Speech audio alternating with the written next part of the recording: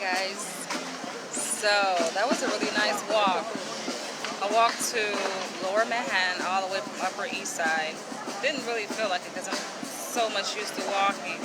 But one thing I like about coming to the Village area of Manhattan is that I just feel right at home. I feel at home in a lot of places, right? But I do feel at home here because people are free to just be themselves. And I find it like funny how a lot of people here in this part, and I have like a whiff of marijuana smoke coming to my face, by the way. I don't smoke, but you know, my past life. Yeah, one thing I like about coming to this part is that like the people here tend to be non-conformists, non-gender conformists, and just non-conformists altogether. And it makes me wonder, yo, that smoke is like hitting me like, it's not your fault, it's just the wind, the direction of the wind. But you're good. No, y'all enjoy yourself. I don't think it's so much like non-conformity to gender as it is just non-conformity to like the status quo. That's what I noticed about like coming to Lower Manhattan and the Village area. And right now they are actually having a protest. There's always something happening. By the way, behind me is a swarm of bees. But I guess I'm safe. So yeah, like they always have like protests in this area at the Washington Square Park out here in the Village area. The New York University quarters. So I'm coming to you guys to talk about this whole idea of vaccination, right? This whole idea of vaccination and how I noticed, which is not to my surprise, is that a significant number of black conscious leaders are unvaccinated, including Brother Reza Islam, Brother Ben X, which both are part of the Nation of Islam. Brother Reza Islam, though, Brother Reza Islam, he's like shadow banned, yo. He was like speaking out against the vaccine so much to the point where, because he'd been speaking out against the vaccine. This was like in 2020 before they even made it like a thing, right? And he was just talking about the ingredients in the vaccine, how they're gonna like make it mandatory. I actually reposted a video from a live that I was on that he made way back last year. But yeah, he's like disappeared off of fucking Instagram. They banned his ass. It's kind of fucked up. But yeah, like they deleted his IG account. Brother Ben X is also like under his tutelage, right? They are both part of the Nation of Islam. Phil Moreland, he's based out here in New York. He's also another black conscious leader who is not vaccinated. And the other two I want to talk about are Dr. Omar Johnson. No shit, right? And Tariq Nasheed. Dr. Omar Johnson, he is based out in PA. His school is in Delaware, and it's up and coming school, shall I say. And Tariq Nasheed is based out in California. So we have the two brothers of the nation. The two brothers from the Nation of Islam. Brother Reza Islam, Brother Ben X, Phil Moreland out of New York, Dr. Omar Johnson, and Tariq Nasheed. But y'all want to see my view? There's always protests happening. If I can flip my camera, I'm trying to flip it. There you go.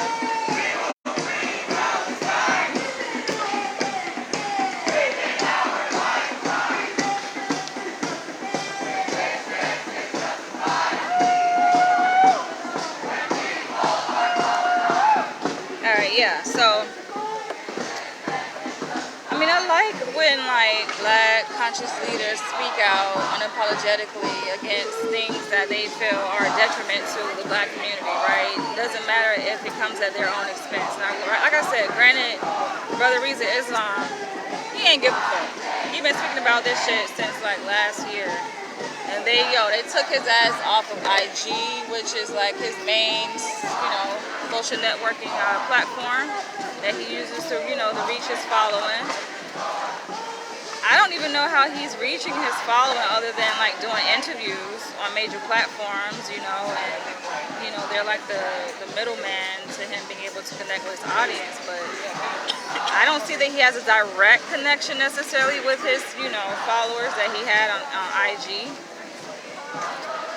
So yeah, he's like, they shadow banned his ass. It's fucked up, right? But you know what I think it is? Like, he didn't care. He knew it was coming. I don't think he really cared, because some people, right, a good number of black conscious leaders, right, though they talk that talk, a lot of them are reliant upon these social media platforms, which obviously are controlled by non-black people, for their own survival. They're reliant upon these platforms for their survival. How? Because much of their revenue comes from their followers who are connected to them through IG, right, through YouTube and so forth. But I don't think for Brother Reza Islam it was a big issue for him, because he's backed by the NOI, the Nation of Islam. So like, they have their own resource base. So he's just like, you know what, if I lose my connection to my immediate followers, so what, right? But on the other hand, like, conscious leaders like Dr. Umar, Tariq Nasheed, look at this bee. I don't think I'm allergic to bees, so I guess nothing to worry about. But I don't think I have no allergies for that matter. But anyway, like, Tariq Nasheed, on the other hand, I noticed like he's kind of diplomatic. Look at that little baby. A little baby riding in the stroller, looking at these guys right here smoking in front of me, right? She looking like, they look like they're bad guys. But yeah, so Tariq Nasheed, yeah, I think he's like diplomatic in how he talks about the vaccine. He's made some videos now, not to say he hasn't, because he made a video that he posted on YouTube about something about vax, right? It was like he had like vaxxed in the title. I forget the words that he used, but I know vax was in there, right? And that shit disappeared. They deleted it, I think, from IG and from YouTube. And certain content that they feel is inappropriate or goes against their community guidelines. Y'all see that smoke? It's not me, it's them. Look, it's them. Look. Hey, I'm trying to see. Something is open, I think. It's them, you guys. It's not me. But anyway, yeah, so certain like content, right, that content creators, especially social media influencers who have a significant following, they post, they deem to be, against their community guidelines. Like, they can issue you a strike, and then they can also, just delete your whole fucking channel. Like, small social media influencers, right, in terms of like the size of your following, it's not much of a threat, I think, as it is like people who have, let's say, 250,000 followers, on YouTube, right, and Instagram. That's a sizable following. And so, yeah, they can just fucking pull your goddamn channel. And Tariq Nasheed, I guess, considering a lot of his followers, connected to him through like IG, through YouTube, those two platforms, it's really important to him, right?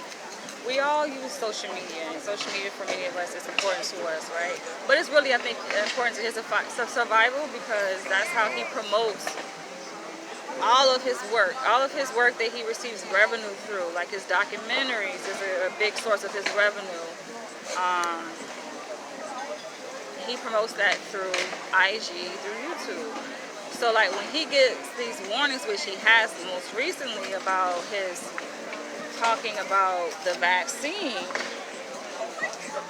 Yeah, he kind of like, you know, so he'll talk about it, he'll slide it in there, but then he won't say the word vaccine, he won't say vax, he just calls it something different, right? So that the little fucking crawlers on YouTube, you know they got like little crawlers, these little automated shits, right? That they have, they're so fucking advanced. They're very sophisticated, right? Sophisticated technology. That it does it in a matter of fucking minutes, yo. They do it in every video that you upload to YouTube. They call it checking, checks. That's what they call it, checks or checking, right? They're checking your channel or your video, shall I say, to see if there's anything in there that's said that's inappropriate, that's, you know, a subject of copyright infringement, or, you know, along those lines, right? And they let you know like within a matter of minutes. So that's pretty sophisticated. They can like just like crawl your fucking channel. And I just I'll be telling y'all, like when y'all leave comments on my videos, it's not me that is deleting, because sometimes people are like, oh, you're deleting comments. No, I'll delete a comment if it's like overtly fucking disrespectful, and sometimes I can tell if it's inadvertently disrespectful, like y'all be trying to slide shit in there, right? Yeah, but no, majority of the comments that go missing on my channel is because yo, YouTube deletes those comments before I can even see them. Literally.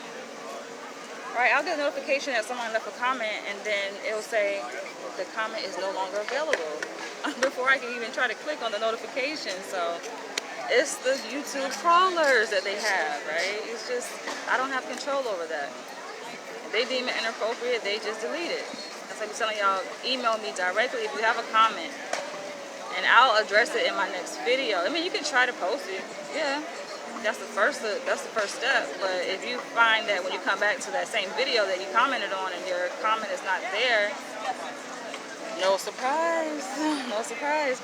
But yeah, so Tariq Nasheed, yeah, that's I think a concern like for him, and he's been like kind of careful with how he goes about talking about certain things. But yeah, someone commented, and granted, Dr. Omar Johnson just hosted this Pan-African festival at the up-and-coming FDMG Academy in Wilmington, Delaware yesterday on 9/11. I didn't go, and I had already told you guys that I wasn't going to go. I made a video like, oh, should I go to the FDMG festival? I knew I wasn't going to go. Why? Because I'm me, okay? I support Dr. Omar Johnson. I like him. I don't know how I said that. I express my public infatuation or crush, you know, attraction to him and his mission.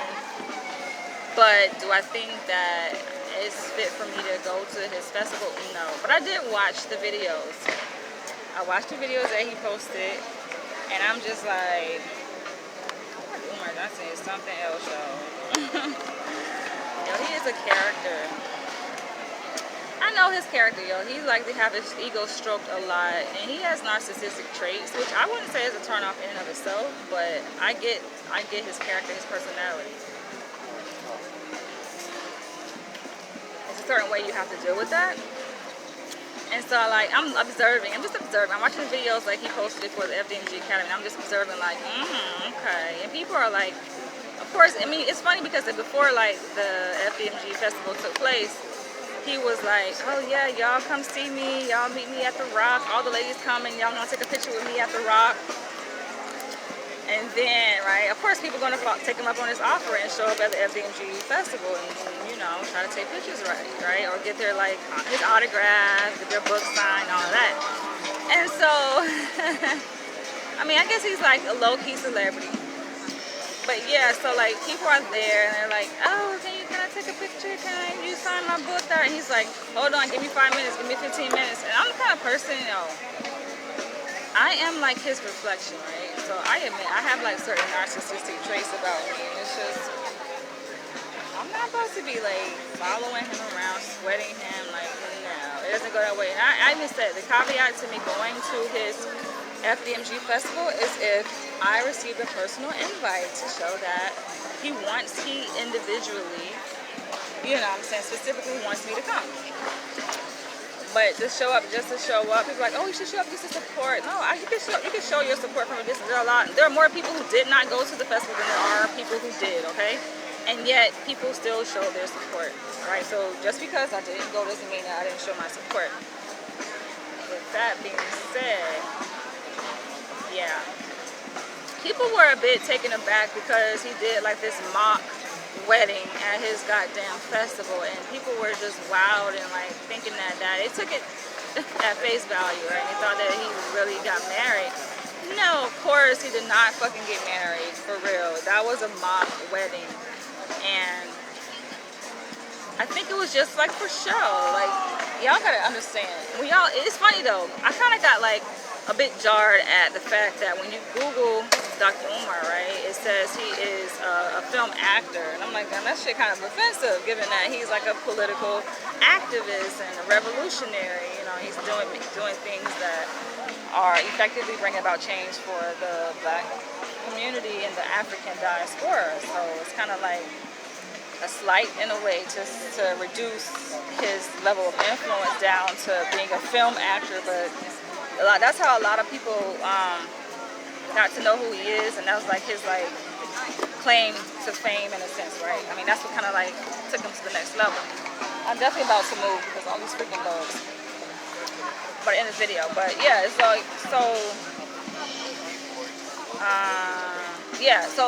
with that, it's just like, yeah, he's an actor in the sense where, yeah, like he does a lot of things just for show, for fun, just for reaction, for people to talk, you know, to stimulate, you know what I'm saying, that discussion. So that was all just a discussion piece when he did like the mock wedding. I knew it wasn't fucking serious because he gives like hints and pointers. He gave like hints and pointers throughout the fucking festival, you know, and one of which I was like, yo, he doing too much to say that, any potential wife has to go through like a vetting process, which this is not the first time I heard this before. I heard this like from that fake ass Black Panther. He was like, yeah, as part of his, you know, his culture with the Black Panthers and African spirituality, any woman that is supposed to be like a potential partner, wedding partner, or whatever, mother of his children, gotta go through a vetting process, and the elders gotta fucking look her up and down and check her out. And this is what Dr. Omar Johnson is saying, right? I'm kind of opposed to that. I'm for African spirituality, right? But just because, you know, you support African spirituality doesn't mean that all the practices within African spirituality are agreeable, you know what I'm saying? Like, I agree with or whatever. Like, nah. I'm like, nah, I am not with that. That's kind of like similar to like when you dating someone, right? Or let's say engaged, and like you meet their family, the in-laws, you know, and the in-laws like checking you out, and they may not like you. Why motherfuckers not gonna like you? Just because the person doesn't like you doesn't mean that you're not fit for them, right? That's their family's own perspective of you. Fuck them, right? Sometimes people will be guided by what their family thinks of you, and it can sway their own perspective of you and fuck up their relationship. I'm like, yo, you're an adult. If you that fucking weak-minded that you let other people in your family dictate who the fuck you procreate with, you spend the rest of your life with, then you're a weak-minded ass individual, and you're somebody I wouldn't want to be with anyway, for that matter. Quite frankly, so I like people who can make decisions for themselves. You know, it's not to say they don't respect their family, but no, you are making your own family, right? You create your own family. You at some point have to step away from your own fucking family, right? You're creating your own family. You know what I'm saying? Some people are so heavily influenced by their family. It's like, yeah, it would never fucking be able to have their own family because they're so influenced by what their family thinks. That's not me. I love my family and all, but guess what? My decisions are my decisions I make in my life.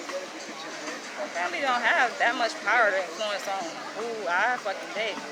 But yeah, so Dr. Umar made a reference to that at the FDMG festival yesterday, saying like, because he was around like the queen mothers, and he was like, oh yeah, my future wives, like they're gonna have to be like vetted, checked out by the queen mothers, and then he's gonna make a joke talking about, oh yeah, they're gonna have to check like their cookies.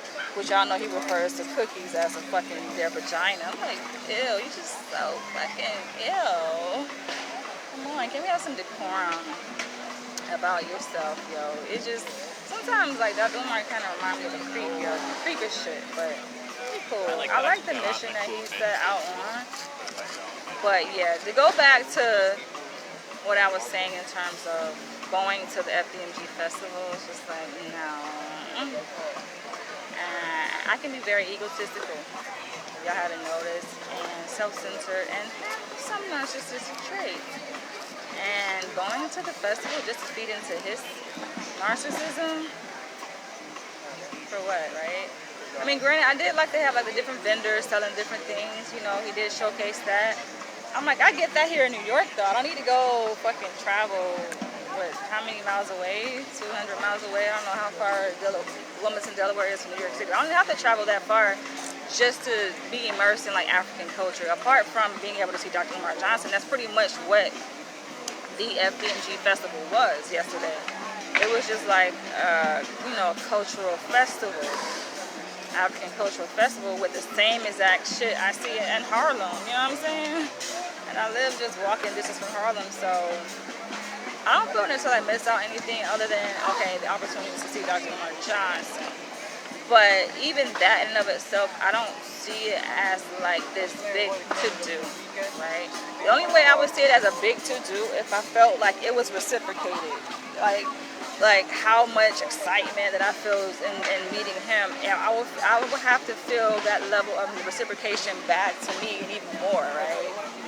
Other than that, I'm not going to just be fucking walking in his shadow, just say, can I get your autograph? No. But yeah, y'all let me know what y'all think about this whole vaccine thing and the fact that a significant number of Black conscious leaders are not vaccinated. I've named 5, including Brother Ben X, Brother Reza Islam, Phil Moreland, Dr. Omar Johnson, and Tariq Nasheed. But beyond that, there are many more that are not vaccinated. And they're not going to get vaccinated. And by the way, before I end this video, I must say, do y'all find it interesting? I just saw a meme today shared on Instagram where they were talking about, there's a hospital, and I'm pretty sure it's not the only one. There's a hospital here in New York where a significant number of nurses and medical staff are protesting the vaccine. And, you know, they put out a mandate to say that, oh, hospital workers, including doctors and nurses and the staff, have to be vaccinated or else. So these staff said, fuck that vaccine. And they walked away. They walked away from their job. And so the article reads that New York hospital puts a pause on deliveries, right? Deliveries of babies. I guess in the OBGYN ward, due to the fact that these staff responsible for delivering the fucking babies refuse to get vaccinated. I think that's hilarious, but I'm just like, way to go. I love the stand that they're taking against this bullshit. But on that note, I'm about to head out. I will catch you guys in the next one. It's a nice day. I did get a chance to catch some sunlight. Felt really good. Thought about getting some ice cream. I want to take a look at the scenery here. People sitting in the ground, grounding. Alright, I'll catch you guys in the next one. Drop your comments below and share this video.